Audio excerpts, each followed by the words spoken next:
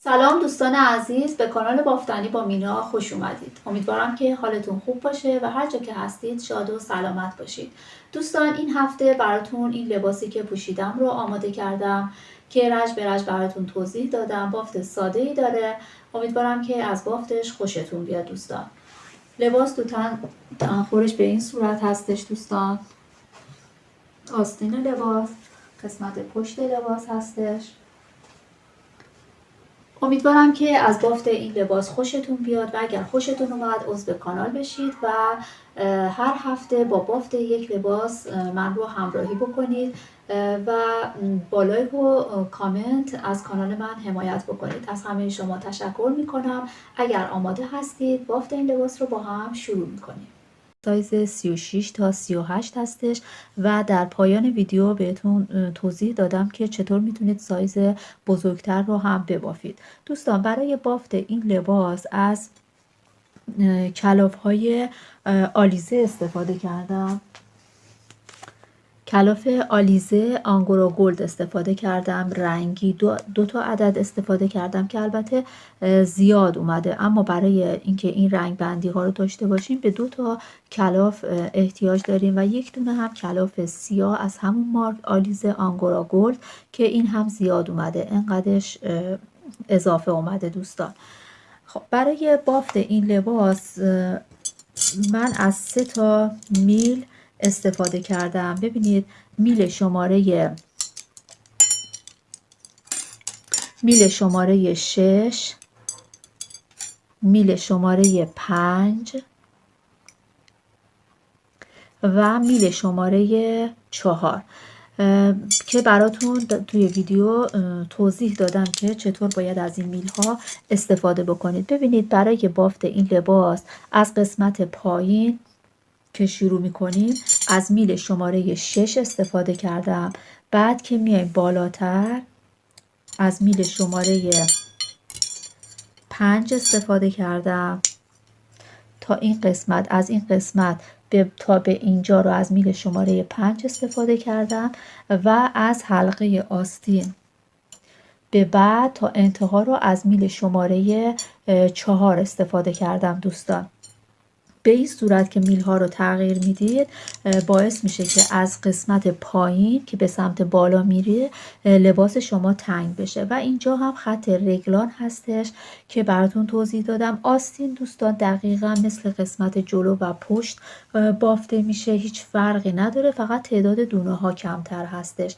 این قسمت آستین لباس هست دوستان که به این شکل هستش و اینم قسمت پایین لباس هستش که براتون توضیح دادم که چطور باید از این کلاف ها استفاده بکنید که کل لباس، قسمت آستین، جلو و قسمت پشت لباس به صورت رنگ بندیش به یک شکل در بیاد. ببینید الان قسمت جلوی لباس به این شکل هستش، اینم قسمت پشت لباس، دقیقا رنگ بندی ها مثل هم هست و این هم یقه لباس هستش که در انتها با قلاب، این رو هم براتون توضیح دادم که یقه رو چطور با قلاب یه حاشیه براش ببافید.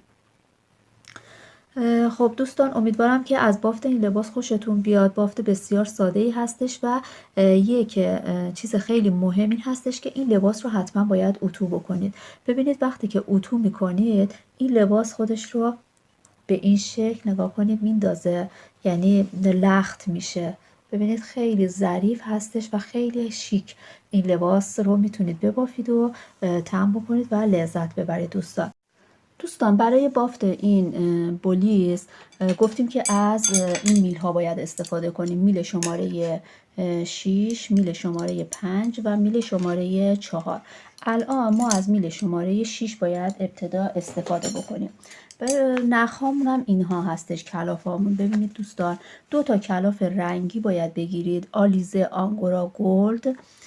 بعد کد رنگش هم شماره رنگش هم از 26 این رنگی که من استفاده کردم و رنگ مشکیمون هم آلیزه آنگورا گلد هستش و شماره رنگش هم 60 هستش.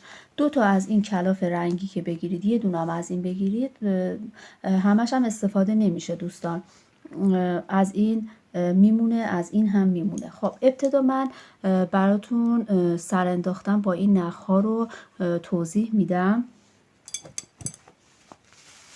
یه توضیحی در مورد این کانواها باید بهتون بدم که ببینید این کانواها چون که ماشین میپیچه اینها رو، ممکنه که شما 2 تا کلاف که بخرید مثلا شماره رنگش هم یکی باشه، ولی ممکنه که مثلا ابتدای کار شما مثلا انقدر سفید توی کانوا بیشتر باشه، یکی هم کمتر باشه ابتدای کار. فقط به من 2 تا کلافی که پیدا کردم شبیه هم بود. شما هم باید بگردید کلافایی رو پیدا بکنید که مثلا پیچشش مثل هم باشه، یعنی دقیقا همینقدر که سفید اینجا هستش اگر بخواید از همون ابتدای کار شروع بکنید شبیه هم باشه. ولی اگر دیدید مثلا 2 تا کلاف گرفتید سفیدش برای مثلا یک کلافش انقدر یکیش مثلا بیشتر هسته، شما بیاید از دومین رنگ مثلا بافتتون رو شروع بکنید. مثلا این قسمت رو در نظر بگیرید، ببینید مثلا بگید که میخوام از این رنگ دوم که مثلا کرمی قهوه‌ای کم رنگ هست بخوام استفاده بکنم، این قسمت رو اینطوری بکشید بیرون در بیارید. پیدا کردن رنگ اینجا خیلی آسون هستش. ببینید مثلا دوباره سفیده اینجا رو ببینید دوباره به همون شکل پیچیده شده، بعد دوباره میریم داخل دسته‌ای هستش. خب ولی من چون که کلافام شبیه هم بود از همون ابتدای کار شروع میکنم بافت رو. الان قسمت پشت کار رو بافتم. البته پشت و جلو دقیقا مثل هم هستش، هیچ فرقی با هم نداره دوستان. ببینید اینجا رنگ بندی ها از سفید شروع شده و همینطور دیگه من نخ رو قطع نکردم، هرچی که مثلا بوده به ترتیب بافتم و بعضی از قسمت ها رو هم از نخ مشکی استفاده کردم. شما برای اینکه بهتر بتونید این رو ببافید من الگوی این رو آماده کردم براتون که مثلا چند رج باید سیاه ببافید، چند رج باید رنگی ببافید و تا کجا رو باید با میل شماره 6 ببافید، تا کجا باید با میل شماره 5 ببافید و از کجا به بعد میل شماره 4 هستش. ببینید تا اینجا که 6 رج سیاه هستش و 2 تا رنگی هست با میل شماره 6 بافته شده. بعد از اینجا تا برسم به حلقه آستین با میل شماره 5 بافته شده و از حلقه آستین تا انتها با میل شماره 4 بافته شده دوستان. خب الان من این رو اینجا میذارم، شما یه عکس از این بگیرید، من این رو بردارم، یه عکس از این بگیرید که این از روی این باید ببافید دوستان. خب ببینید من همه رو براتون نوشتم، چند تا کلاف میخواد، چه میل هایی استفاده میکنید و الگوی لباس رو براتون کشیدم و چند تا دونه باید سر بندازیم برای آستین و قسمت جلو و پشت. خب الان باید 116 تا دونه ما سر بندازیم. 116 تا دونه باید سر بندازیم و 5 رج اول رو باید با کلاف رنگیمون و میل شماره 6 استفاده کنیم. یعنی باید ما میلمون رو دقت بکنیم، رج ها رو دقت بکنیم و همچنین مثلا چه رنگی باید چه وقت باید از کلاف رنگی استفاده بکنیم، کلاف سیاه باید چند رج ببافیم، اینا رو باید در نظر بگیریم. خب پس من طبق این الان 116 تا باید سر بندازم با میل شماره 6. خب ببینید دوستان این میل ما شماره 6 هست و این نه خیلی نازک هستش دیگه. اگر میل شما شماره بالا باشه، نختون نازک باشه یا حتی نختون کلفت باشه، برای سر انداختن یه قانون داره که باید بین 2 تا دونه فاصله داشته باشه. الان یه مقدار نخ رو میذارم کنار و سر میندازیم.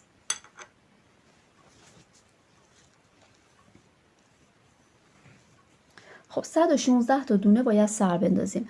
برای سر انداختن من این رو اینجا بذارم که مشخص بشه. ببینید یه کمی به اندازه همین یه دونه نخ این وسط فاصله باید باشه. الان 2 تا، ببینید 3 تا، 4، 5، 6، 7، 8. به این صورت باید سر بندازیم. من 116 تا دونه به همین صورت سر میندازم. خب دوستان، من 116 تا سر انداختم و الان اولین رج رو یک رج کامل از رو باید ببافیم. اولین دونه ها رو هم ببافید. خب یه رج کامل پس از رو بافته میشه. دوستان حواستون باشه که خیلی صفر نبافید، چون که این لباس اتو میشه، باید جا داشته باشه برای اینکه باز بشه، چون که اگر باز نشه قد لباس کوتاه میمونه دوستان. پس خیلی صفر نبافید، معمولی ببافید. خب من این رج همه رو باید از رو ببافم. خب الان من یک رج رو کامل از رو بافتم و الان رج مدل رو میخوام بگم. ببینید دوستان، همه این لباس فقط این یه رجه که باید یاد بگیرید. یعنی مثل مدل های دیگه نیستش که مثلا بگم رج بعد باید دونه ها رو تغییر بدید این کار رو بکنید یا مثلا کار دیگه انجام بدید. این یک رج رو که یاد بگیرید کل لباس همین هستش. خب به این صورت هستش که ببینید، با دقت گوش بدید، خیلی ساده هستش. 2 تا دونه اول رو از زیر ببافید. این 2 تا دونه به صورت حاشیه هستش. ببینید این 2 تا دونه رو از زیر ببافید. دونه سوم که رسیدید، این نخی که پایین دونه سوم هست رو به این صورت بگیرید. ببینید یک دونه در واقع اضافه شد و از زیر ببافید. خب پس 2 تا دونه رو از زیر بافتید، از کنار دونه سوم یه دونه در آوردید و بعد الان از همین دونه هایی که توی این میل هست شروع میکنیم به شمارش. 1 2 3 4 5 6 7 تا. پس 7 تا بافتیم. بعد از اینکه 7 تا بافتیم، الان اینجا باید این 3 تا رو با هم یکی بکنیم. ببینید الان اینجا هستیم. این 2 تا دونه حاشیه رو بافتیم. این لباس خب این هنوز اتو نشده، به این صورت هستش که اتو که بشه خوب وای میسته. ببینید این 2 تا دونه رو که از زیر بافتیم، بعدش یه دونه از زیر دونه سوم اضافه کردیم، 7 تا دونه بافتیم. الان این قسمت هستیم. این گندمیه رو ببینید اینطوری بالا رفته، اینجا 3 تا دونه با هم یکی شده. خب 3 تا دونه رو میخوایم یکی بکنیم دوستان.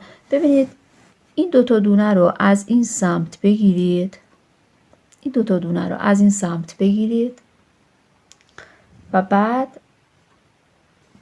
به این صورت از این وارد میل بکنید. اینو ببینید وارد میل بکنید و این 2 تا و این یه دونه بغلش یعنی 3 تا رو با هم دیگه یکی بکنید به این صورت. خب این کار رو برای این انجام دادیم که گندمیمون اینطوری صاف بالا بره. این پیچیدن رو به خاطر این انجام دادیم. خب پس الان این قسمت هستیم. بعد دوباره الان 7 تا دونه میبافیم. 1 2 3 4 5 6 7. خب الان این قسمت هستیم دوستان. اینجا به چه شکل هست؟ 7 تا دونه که بافتید، ببین از دونه‌ای که این اولین دونه هستش یه دونه نخ به این صورت بگیرید و از زیر ببافید. بعد حالا 2 تا دونه ببافید. 1 2. دوباره از دونه‌ای که اینجا میبینیم دوباره یک دونه در میارم، به همون صورت از زیر میبافم. این 2 تا دونه‌ای که گفتم این دونه های وسطه. 2 تا دونه وسطه. این سمتش یه دونه اضافه شده، این سمتش هم یه دونه. و بعد دوباره 7 تا دونه میبافم. اینم حساب میکنم دیگه. ببینید کلا دونه هایی که روی میل هستش رو میشمارم. 1 2 3 4 5 6 7. از رجهای بعد دیگه مدل خودشو نشون میده، آسون تر میشه. خب 7 تا بافتم. دوباره الان نوبت این قسمته. ببین به ترتیب دیگه اینجا 3 تا یکی میشه، اینجا دونه اضافه میشه سمت چپ و راست این دوتا دونه وسط و بعد الان دوباره رسیدیم اینجا. خب 7 تا دونه بافتم، دوباره باید 3 تا رو با هم یکی بکنم. میام این دوتا دونه رو از این سمت، به این صورت هم میتونید این 3 تا رو یکی بکنید. ببین دونه ها رو جا به جا بکنید به این صورت و بعد 3 تا رو با هم یکی بکنید. خب دوباره این 3 تا رو یکی کردم، دوباره 7 تا دونه میبافم. 1 2 3 4 5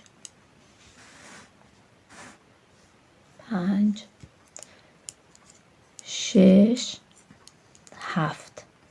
خب 7 تا بافتم، دوباره نوبت اینجاست. از این کنار این دونه یک دونه در میارم. به این صورت هم دوستان ببینید میتونید دونتون رو ببافید. این دونه‌ای که در آوردید اینطوری که ببافید چون بازتر هستش اینجا یکم سوراخش بزرگتر میافته، ولی اگر به این سمت ببافید سوراخ کمتری دارید. خب یک دونه اضافه کردیم، درسته؟ الان اینجا 2 تا میبافم. 1 2. دوباره از کنار این دونه یه دونه اضافه میکنم. بعد دوباره 7 تا میشمارم. 1 2 3 4 5 6 7. دیگه تکرار دوستان. ببینید الان خب این قسمت رو انجام دادیم، دوباره رسیدیم به این 3 تا یکی کردن. این نخو بردارم.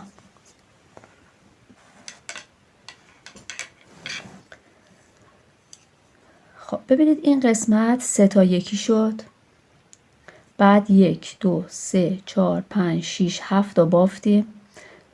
بعد یک دونه از اینجا اضافه کردیم، 2 تا بافتیم، یه دونه اینجا اضافه کردیم، 2 4 5 6 7 تا بافتیم. دوباره باید 3 تا یکی بکنیم.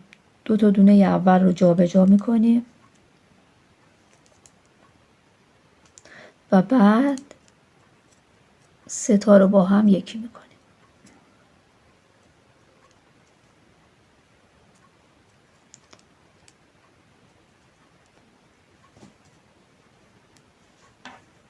به این صورت.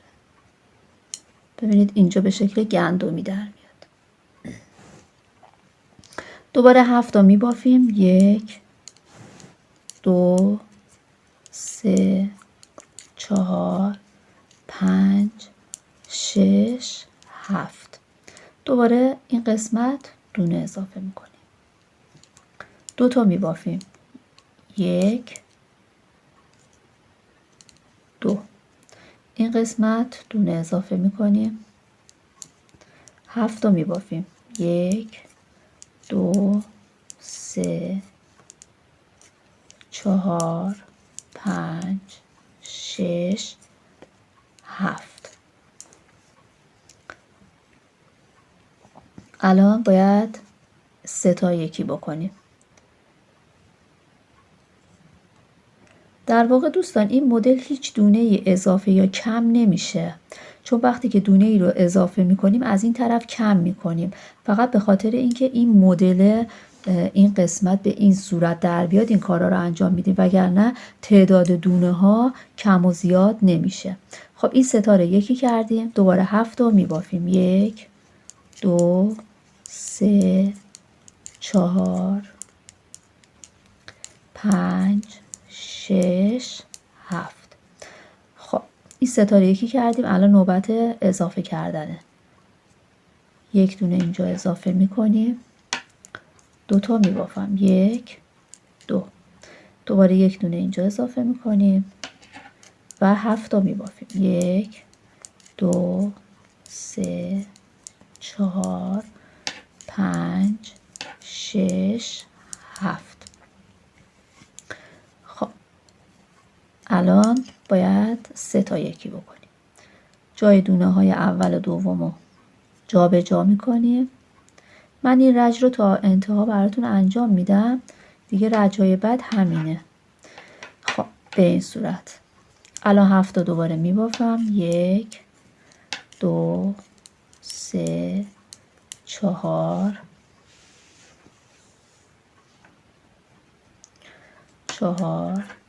5 6 7. خب ببینید الان اینجا 3 تا یکی کرده بودیم دیگه، اینجا باید دونه اضافه کنیم. دونه اضافه میکنم، 2 تا از زیر میبافم، دوباره اینجا یه دونه اضافه میکنم، حالا 7 تا دونه میبافم. 1 2 3 4 5 6 7. و الان دوباره اینجا باید 3 تا یکی بکنیم. دونه ها رو جابجا میکنم و این 3 تا رو با هم یکی میکنم و بعد 7 تا میبافم. 1 2 3 4 5 6 7. یه دونه اینجا اضافه میکنم.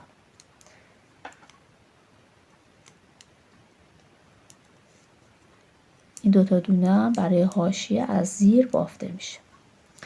خب ببینید کل بافت به این شکل هستش دوستان. حالا رج بعد باید کل دونه ها از رو بافته بشه. دوباره رج زیر که رسیدیم این مدل رو باید بزنیم. حالا چند رج باید سفید ببافیم؟ ببینید نوشتم 5 رج باید سفید ببافیم. کلاف رنگی، چون سفید من گفتم، کلاف رنگیمون رو باید 5 رج ببافیم. رجی که سر انداختیم هم یه رج حساب میکنیم دوستان.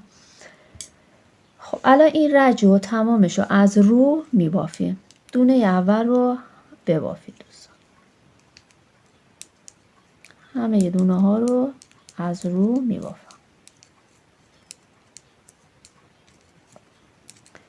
دوباره رج بعد به همون صورتی که براتون توضیح دادم رج قبل مدل رو بزنید، به همون صورت، هیچ فرقی نداره.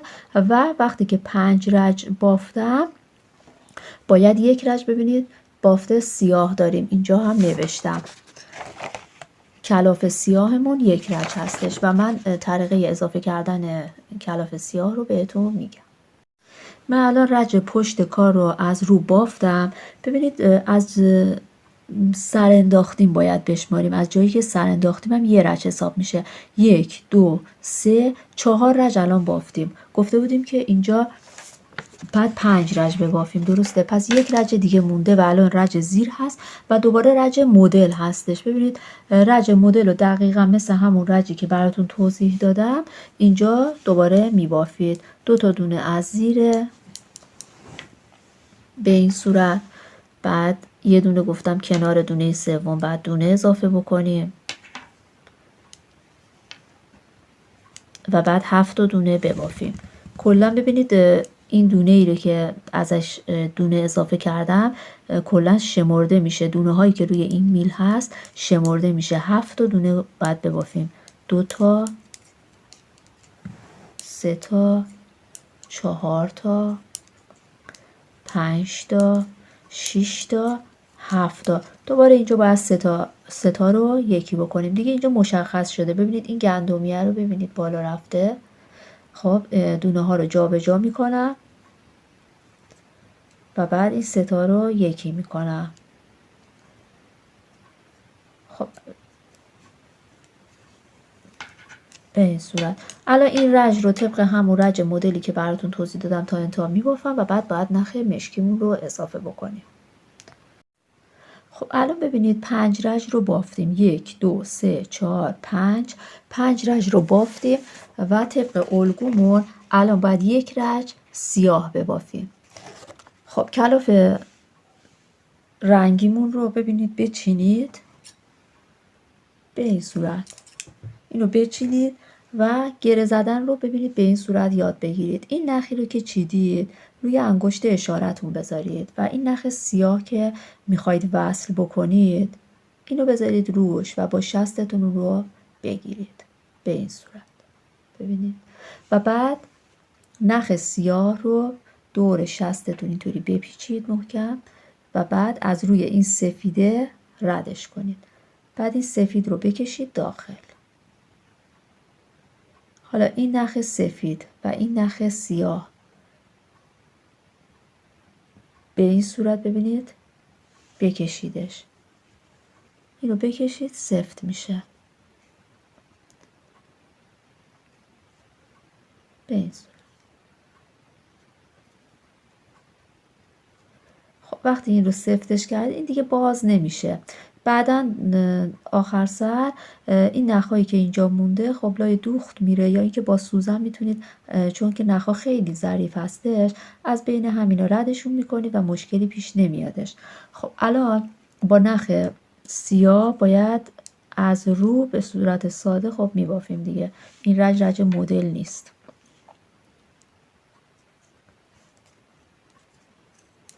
به این صورت یک رج از رو میبافیم.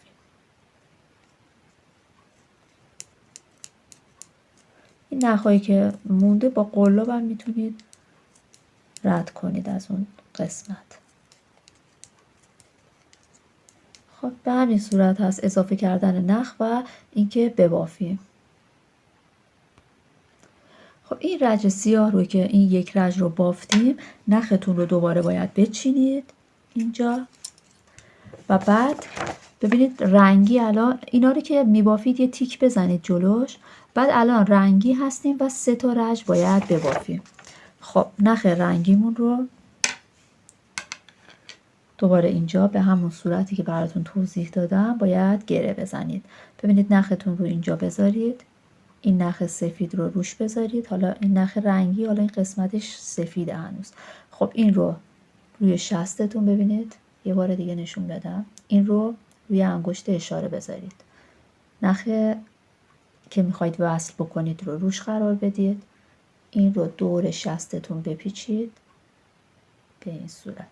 این نخ رو الان بکشید بیرون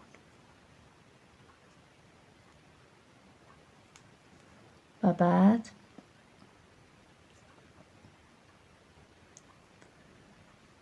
نخ سیاه و سفید رو ببینید بکشید. اینجا محکم میشه و بعد بافتتون رو شروع بکنید. دوباره بافتمون بافت مدل هست دوستان.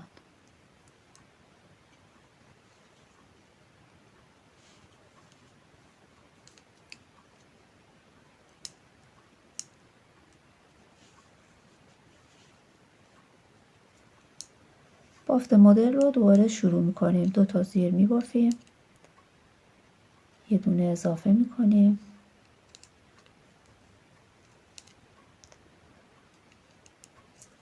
هفت تا میبافیم، 2 تا، 3 تا، 4 تا، 5 تا، 6 تا، 7 تا. هیچ فرقی نداره، فقط رنگش رو عوض کردیم دوستان و اینا مدل به همون شکل هستش.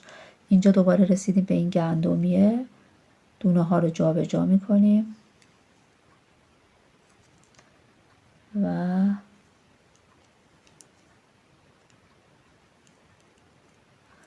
دونه ها رو جابجا میکنیم و این 3 تا رو با هم یکی میکنیم.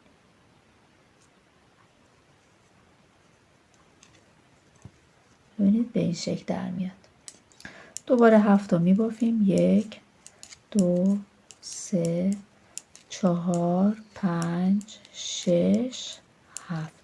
دوباره اینجا دونه اضافه میکنیم. 1 2 تا میبافیم. دوباره اینجا دونه اضافه میکنیم. دوباره 7 تا میبافیم. به همین صورت دوستان. الان میبینیم مدلمون داره خودش رو نشون میده، به این شکل در اومده. اینا رو به همین صورت که براتون توضیح دادم میبافید تا برسید به این قسمت که با میل شماره 6 هست. بعد میل شماره 5 میشه، عوض میکنید. به اینجا رسیدم دوباره براتون توضیح میدم که میل رو عوض میکنید چه به چه شکل هستش. خب ببینید دوستان، من الان انقدر بافتم. الان رسیدیم به قسمتی که باید میلمون رو عوض بکنیم. الان قسمت آخر اینجا که با میل شماره 6 بافتم رنگی دو رج باید بافتم، درسته؟ الان من دو رج رو بافتم و الان رسیدیم به این قسمت که باید میل شماره 5 رو بردارم و رنگ سیاه هم رو یک رج ببافم. خب پس ما میلمون رو باید این قسمت عوض بکنیم. اینجا میایم با میل شماره 5 میبافیم و نخ مشکی رو من وصل کردم و باف دوباره مثل همون هستش، مثل همون قسمت ها هستش که مدل رو باید ببافید. رج رو از رو بافته میشه، فقط اینجا باید میلمون رو عوض بکنیم. پس باید دقت بکنیم رج هامون رو بعد یه دقت بکنیم برای تعویض میلمون. خب وگرنه مدلمون همون هستش. الان مثلا من این رو از رو میبافم و بعد رج بعد نگاه میکنم دوباره، ببینید رج بعد رنگی دو رج دوباره رنگی میبافم. به همین صورت ادامه میدیم تا برسیم به این قسمت. این قسمت که برسیم دوستان باید میلمون رو عوض بکنیم، شماره 4 ببافیم و اینجا حلقه آستین هستش که این قسمت رو براتون توضیح میدم. پس الان باید به این صورت ببافیم تا این قسمت به پایان برسه. دوستان این قسمت رو من بافتم، الان رسیدیم به حلقه آستین. ببینید طبق این چیزایی که نوشتم الان این قسمت رو من بافتم که نوشتم سیاه یک رج. تا این قسمت بافتم و الان باید میلم رو تغییر بدم، میل شماره 4 رو بردارم ببافم و دو رج باید از کلاف رنگی ببافم اینجا.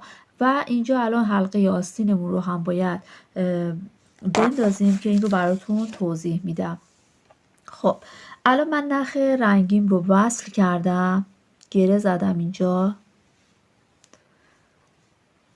و این دو رج رنگیم رو الان شروع میکنم به بافتن و میلم رو هم دوستان میل شماره، ببینید میل شماره 4 باید برداریم از اینجا به بعد ببافیم. و حلقه آستینمون الان 2 تا دونه این قسمت کم میکنیم. خب اولین دونه رو من میبافم، دومین دونه رو هم میبافم، بعد دومین دونه رو که بافتم از زیر دونه اول خارج میکنم. الان یک دونه اینطوری کم میشه، ببینید به این صورت. خب الان اینجا یک دونه کم کردم، دوباره این رو میبافم از زیر دونه قبلش در میارم. این 2 تا دونه اینجا کم شد و بافتم رو ادامه میدم. ببینید دوستان قبلش ما این قسمت یک دونه اینجا اضافه میکردیم دیگه الان اینجا دونه اضافه کردن نداریم، ابتدا و انتهای کار دونه اضافه کردن نداریم و 2 تا دونه که اینجا کم کردیم بافتمون رو ادامه میدیم.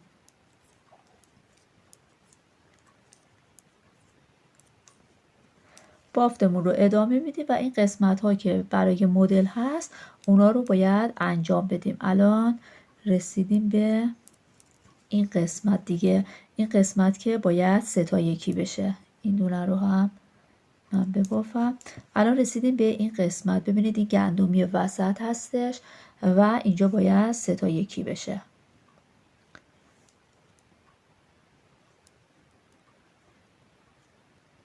یعنی طبق مدلمون انجام میدیم. فقط اینجا 2 تا یکی کردیم و دیگه زیاد کردن دونه ها اینجا از بین رفت، این ابتدای کار، وگرنه بقیهش فعلا همون کارا رو باید انجام بدیم. خب الان 7 تا دونه میبافم، ببینید 1 2 3 4 5 6 7 تا دونه میبافم. اینجا یک دونه اضافه میکنم، بعد 2 تا دونه از زیر میبافم، یک دونه اینجا اضافه میکنم و بعد دوباره 7 تا میبافم. 1 2 3 4 5 6 7 و بعد این قسمت دوباره دونه ها، ببینید این گندمی وسط رسیدم، باید 3 تا یکی بکنیم. به این صورت این سه تا رو با هم یکی میکنیم. دوستان این رو به همین صورت میبافیم تا به انتها. فقط اینجا که میخوایم کور بکنیم دیگه دونه اضافه کردن نداریم و این رو براتون توضیح میدم. الان رسیدیم به این دوتا دونه آخر. قبلا که میبافتیم اینجا باید دونه اضافه میکردیم دیگه، ولی گفتم که دیگه توی این قسمت که دونه کم کردیم دیگه این قسمت دیگه دونه اضافه نمیشه. خب من الان اینجا دونه اضافه نمی کنم، این رج رو میبافم و کور کردن رو از رج بعد دوتا دونه کور میکنم.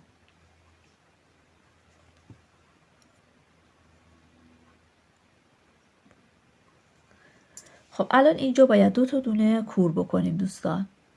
خب دونه اول رو میبافم، دونه دوم رو هم میبافم و دونه دوم رو از زیر دونه قبلش میکشم بیرون.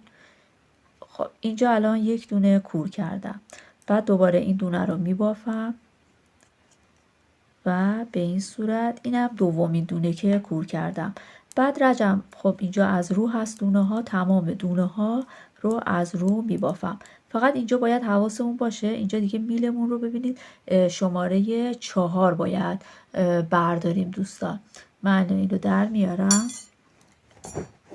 حواستون باشه دقت کنید که میلتون رو شماره 4 بکنید این قسمت. خب الان بافتم رو همه دونه ها رو از رو میبافم.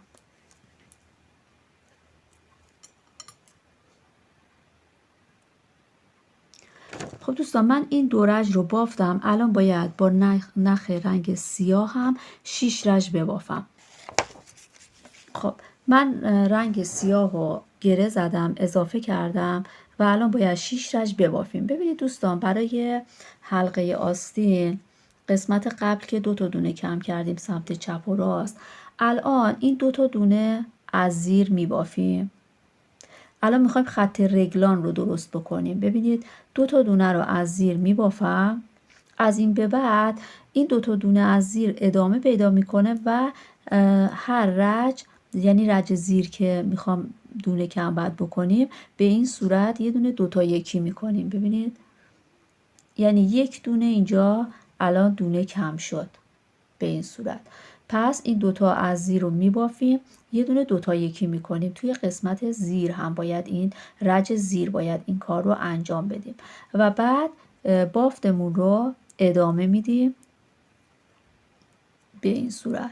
ببینید الان ادامه میدیم، الان رسیدیم به این گندمی، یعنی این سه تا رو باید یکی بکنیم. این کار رو انجام میدیم.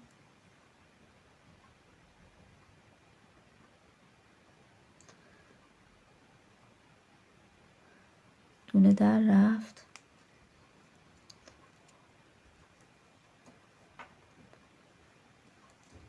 خب الان این سه تا دونه رو باید یکی بکنیم. خب این سه تا رو یکی کردیم به این صورت. بافتمون رو الان ادامه میدیم. دوستان نگاه کنید 7 تا دونه باید ببافیم اینجا. 1 2 3 4 5 6 7. این به این صورت بود که 7 تا دونه میبافتیم و اینجا دونه اضافه میکردیم دیگه. دونه اضافه میکردیم، دو تا رو میبافتیم، دوباره دونه اضافه میکردیم. ولی چون که میخوام این قسمت کم بشه و خط رگلانمون درست بشه دیگه این سمت رو دونه اضافه نمی کنیم. ببینید الان این دوتا دونه رو می بافیم. قبلا اینطوری بود دیگه، اینجا دونه اضافه می کردیم و بعد می بافتیم. دیگه این قسمت رو دونه اضافه نمی کنیم، دوتا رو می بافیم و فقط یک سمتش رو دونه اضافه می کنیم به این صورت. ببینید این دوتا دونه وسط هست، سمت چپ و راستش دونه اضافه می کردیم دیگه. الان این سمت رو دونه اضافه نمی کنیم، فقط این سمت رو دونه اضافه می کنیم و بعد بافتمون رو ادامه میدیم. این بافتمون رو به همون صورت که مدل رو میزنیم ادامه میدیم تا برسیم دوباره به این قسمت. به این قسمت هم که برسیم براتون توضیح میدم. خب دوستان من این رو بافتم، رسیدم به این قسمت. این قسمت ببینید همین قسمتی که اینجا گفتم که یک سمتش رو نباید دونه اضافه بکنیم، این سمت رو دونه اضافه کردیم دیگه. خب الان باید اینجا ببینید من این قسمت رو 3 تا یکی کردم، 7 تا دونه بافتم. الان باید این قسمت ببینید قرینه اون قسمت هستش دیگه، این قسمت رو دونه اضافه بکنم، اینجا دونه اضافه میکنم، این 2 تا دونه رو میبافم و دیگه این سمت رو دونه اضافه نمی کنم، چون که این سمت هم دونه اضافه نکردم، چون اگه دونه اضافه بکنیم دیگه خط رگلانمون خودشو نشون نمیده. خب الان این رو میبافم،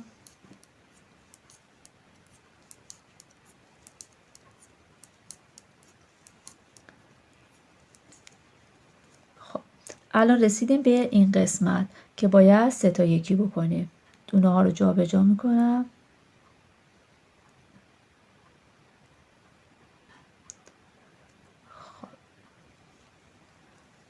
این رو جا به جا میکنم و بعد این رو میبافم. این 2 تا دونه، این 2 تا دونه که گفتم از زیر بافته میشه و باید ادامه پیدا بکنه و این 2 تا دونه بغلشه که باید برای خط رگلان کم بکنیم. برای اینکه گندمیمون درست در بیاد این 2 تا دونه رو من جا به جا میکنم و بعد 2 تا یکی میکنم به این صورت و این 2 تا رو هم از زیر میبافم.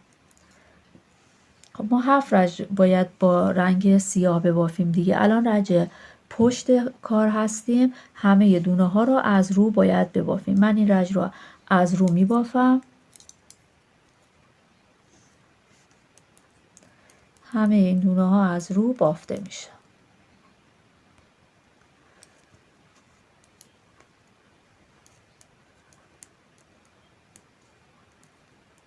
خب این رج رو بافتم از رو.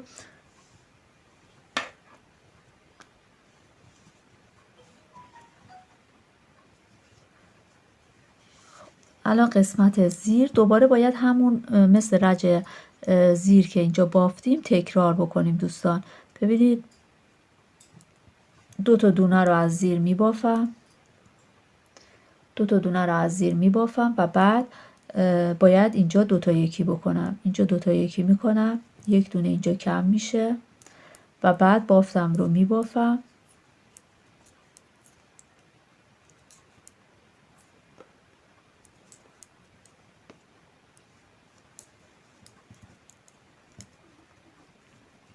خب ببینید دوستان اینجا رو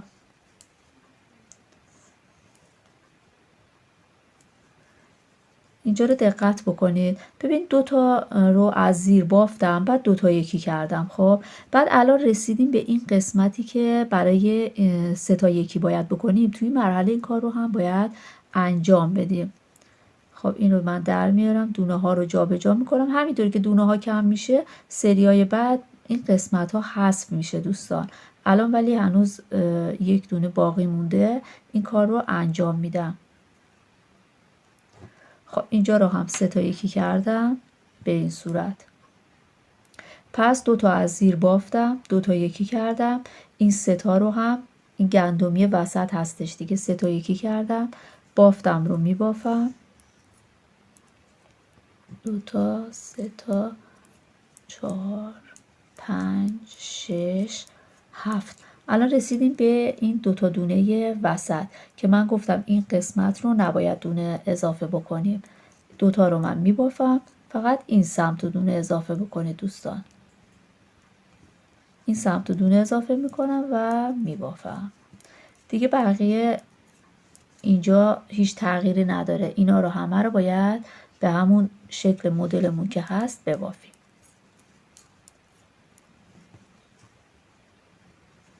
الان رسیدیم به گندمی وسط، بعد این 3 تا یکی بشه.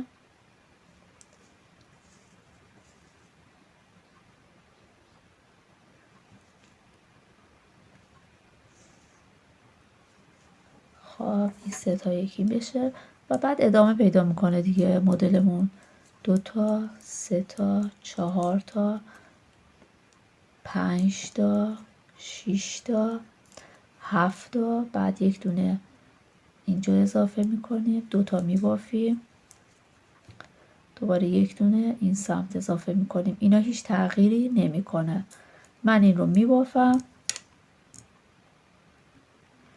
خب الان رسیدیم به این قسمت دوستان. ببینید این قسمت هم مثل این قسمت دوباره 1 دونه از این سمت من اینجا اضافه میکنم، 2 تا دونه رو میبافم و دیگه این قسمت دونه اضافه نمی کنم. به صورت همین ساده این رو میبافم. یعنی هر کاری که اون سمت انجام میدید این قسمت هم خب قرینشه دیگه باید انجام بدید. الان اینجا ببین رسیدیم به این گندمیه، اینجا باید 3 تا یکی بکنیم.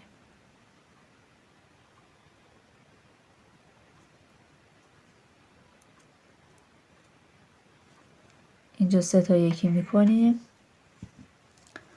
خب بعد اینجا این دوتا رو که باید از زیر ببافیم، این دوتا هم باید کم بکنیم برای خط رگلانمون. برای اینکه گندمیمون درست در بیاد این دوتا رو جابجا میکنم. من به این صورت جابجا میکنم و 2 تا یکی میکنم.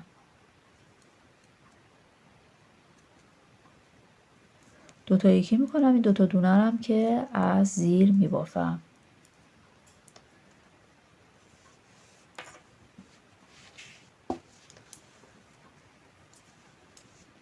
خب رج رو من میبافم به این صورت. همه دونه ها رو از رو میبافم.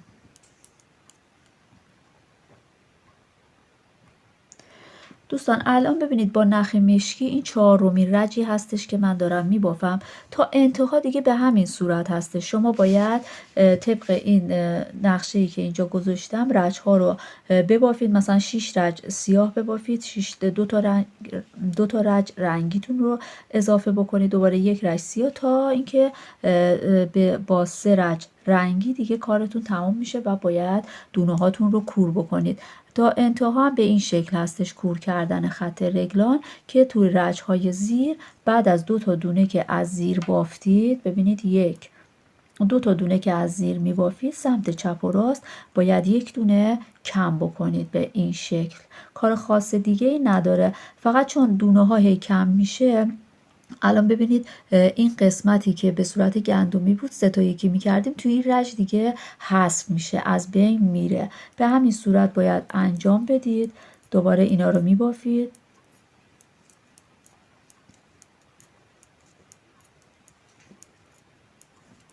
فقط به این قسمت رسیدید، به این 2 تا دونه ها رسیدید، این 2 تا دونه وسط که رسیدید فقط 1 سمتش رو باید دونه اضافه بکنید، 1 سمت دونه اضافه نکنید و بعد به همین ترتیب که میرید جلو این قسمت ها حذف میشه دوستان.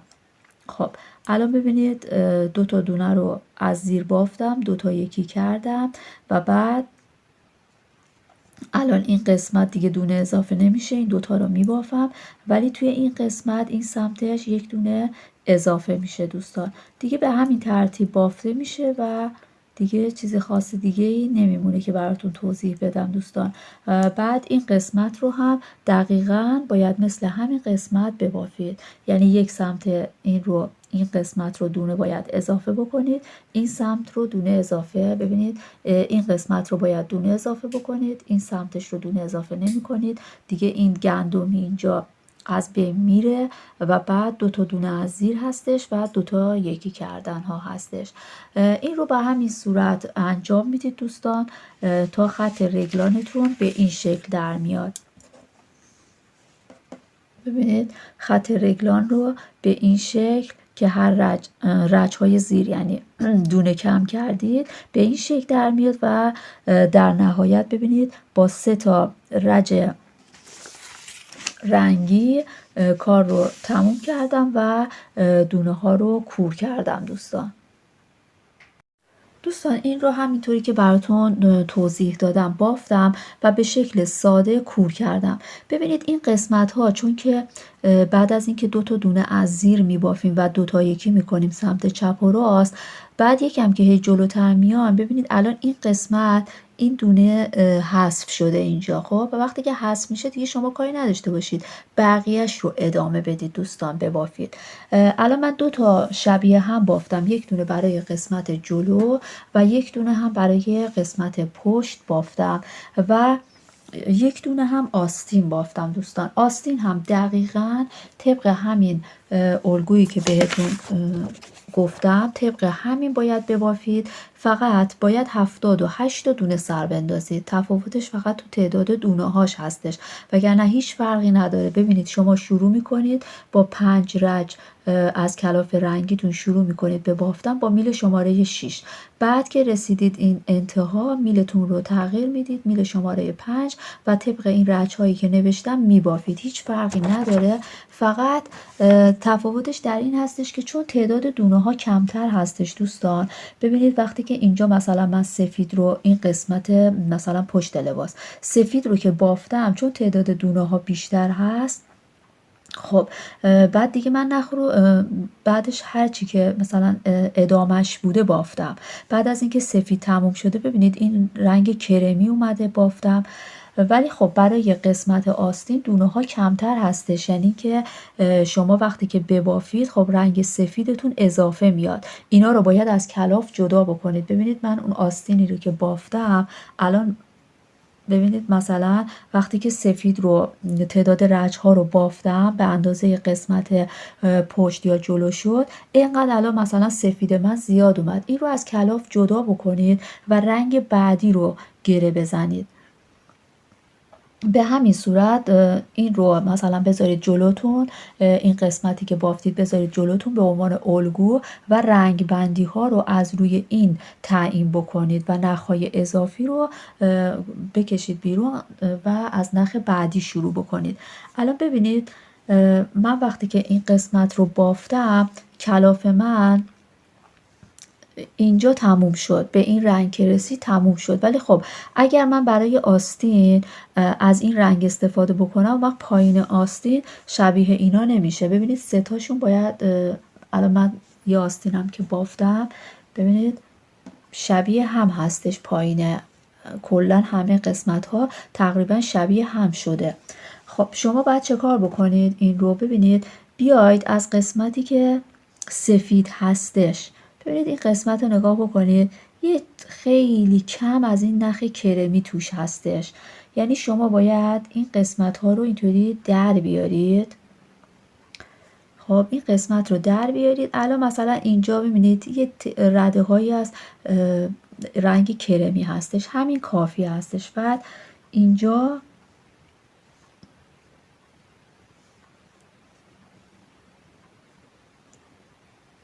مثلا از اینجا بچینید، قیچی رو من بردارم، از این قسمت بچینید، این رو کنار بذارید دوستان. ببینید من گفتم 2 تا کلاف احتیاج هست، ولی 2 تا کلاف هم زیاد میادش.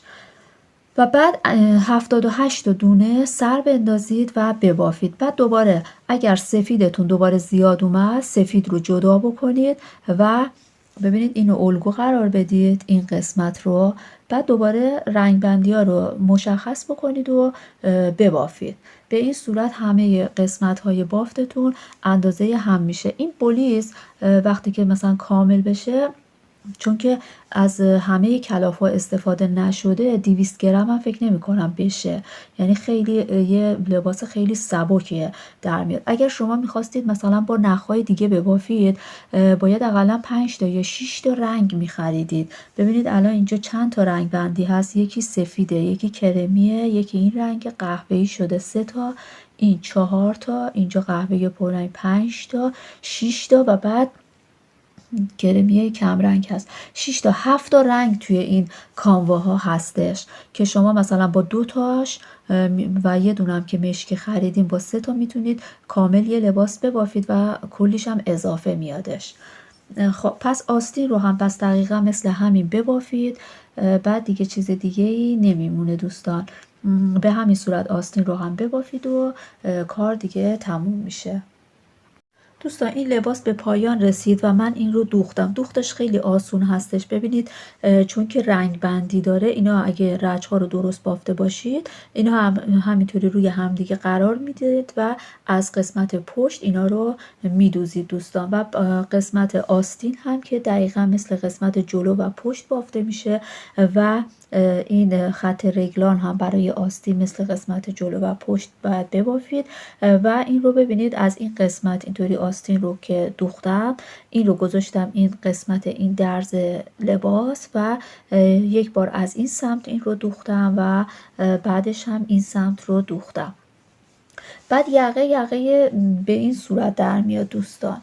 و بعد برای اینکه یه حاشیه‌ای داشته باشه دور یقتون، میتونید از این روش استفاده بکنید. ببینید یک دونه نخ رو اضافه بکنید یک قسمت و بعد یک دونه در بیارید به این صورت. یک دونه در بیارید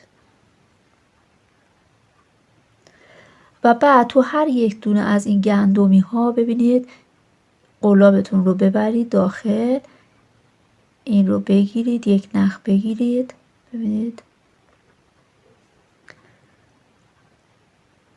یه نخ بگیرید و این رو دوتا یکی بکنید. بعد دوباره به این سمت برید دوستان، دوباره وارد یه دونه از این گندمیا بکنید، این رو دوتا یکی بکنید. ببینید این رو وارد یه دونه از این گندمیا بکنید، یک دونه نخ بگیرید و دوتا یکی بکنید. به همین صورت تا انتها یقه رو میتونید، حالا از هر رنگی که دوست داشته باشید میتونید استفاده بکنید.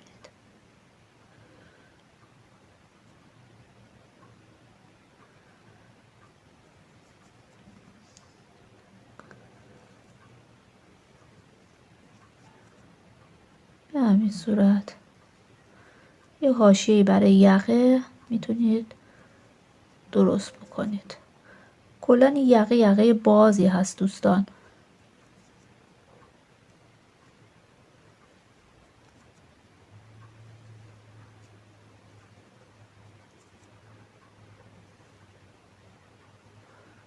تا انتها این کار رو انجام بدید و بعد باید لباس رو اتو میکنم و بعد بهتون نشون میدم. لباس ما به این شکل در اومده و من یقه لباس رو همونطور که براتون توضیح دادم بافتم. ببینید دوستان این لباس برای سایز 36 و تا 38 مناسب شده و اگر شما بخواید برای سایز مثلا 40 تا 42 این لباس رو ببافید، به همین صورت باید ببافید. هیچ تغییری توی تعداد دونه ها، تعداد رج ها ندید. فقط باید شماره میلتون رو تغییر بدید. ببینید من این لباس رو با میل شماره 6 بعد 5 و بعد 4 بافتم. شما باید با میل شماره 7 شروع بکنید و بعد با میل شماره 6 و در انتها با میل شماره 5 ببافید. اینطوری که ببافید کلا برای سایز 40 و 42 مناسب میشه. خب دوستان امیدوارم که از بافت این لباس خوشتون اومده باشه، شما هم ببافید و لذت ببرید دوستان. و اینکه یک چیز خیلی مهم برای این لباس این هستش که دوستان این لباس رو باید حتما اتو بکنید.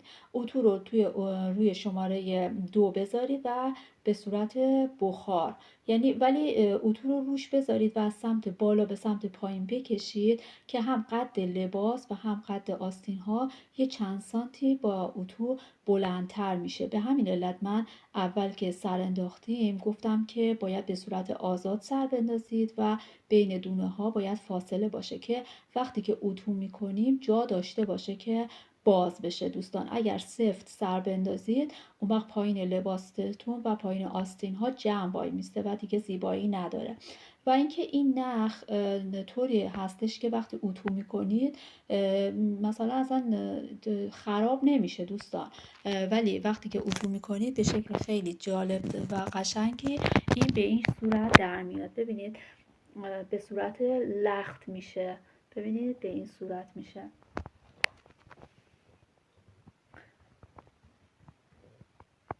و کل نخ‌هایی که بهتون گفتم که 3 تا باید استفاده بشه، من همه رو استفاده نکردم دوستان. این لباس خیلی لباس سبکی هستش، فکر کنم 200 گرم هم نشده باشه، ولی چون برای رنگ بندی های باید مثلا این رنگ ها رو استفاده می کردیم، باید حتما 2 تا کلاف بخریم که جاهایی که مثلا میخوایم بتونیم از رنگ ها استفاده بکنیم دوستان.